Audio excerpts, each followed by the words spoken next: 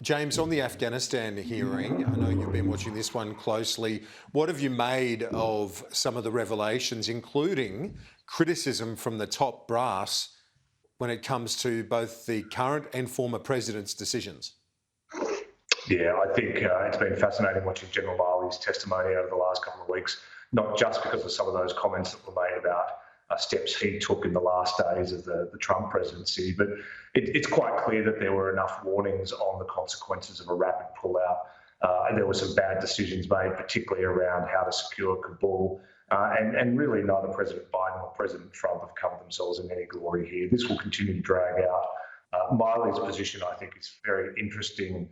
The more scrutiny he faces as a result of those comments in Bob Woodward's latest books, I think the more challenging it will be for him to be effective in his position. But certainly none of this coming out is good for the State Department particularly. I think it points to just how run down the State Department had become and how poorly prepared it was to manage this transition.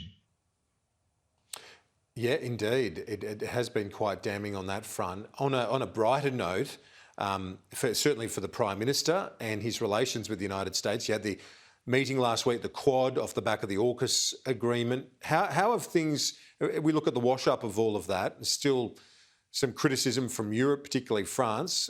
What's your take on how all of this has landed for the Prime Minister? Look, I think it's been a very significant week for the Prime Minister, and it's quite an achievement to do what he's done in terms of the AUKUS agreement. There's been plenty of criticism of it from a range of former Prime Ministers this week, but this just shows you that I think some of the stable assumptions of our foreign policy are being re-examined from first principles. I think some of the criticisms of Australia trading away its sovereignty are completely overblown. I mean, the fact that the Quad partners are at the table and at the table in such significant ways, the kind of cooperation they're laying out in space, in cyber, or on maritime issues, statements that never would have been made 5 years ago, just goes to show that there is a consensus across those countries between leaders of different political persuasions.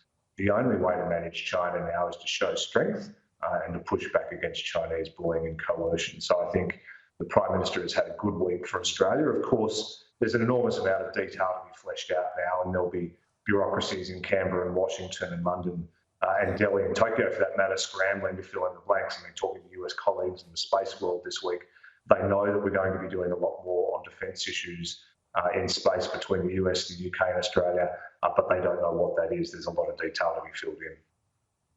And I mean, just finally, we're almost out of time, but this agreement, it comes off a pretty high base. If you look at the military relationship, you know, the F-35 fighter jets, we have more of those than any other country outside the United States, for example.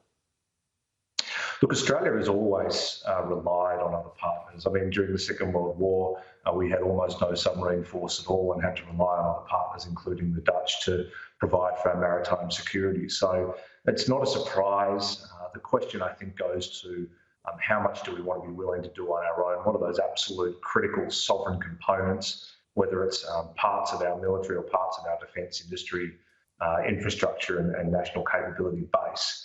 Those questions are being asked at the moment in a detailed way. The reality is all of this is happening because our part of the world particularly is not becoming a safer place. It's becoming a more concerning place. There's less certainty about what will happen, and that's why you're seeing countries band together to navigate that. James Brown, thank you for your time and analysis as always. I'll talk to you soon.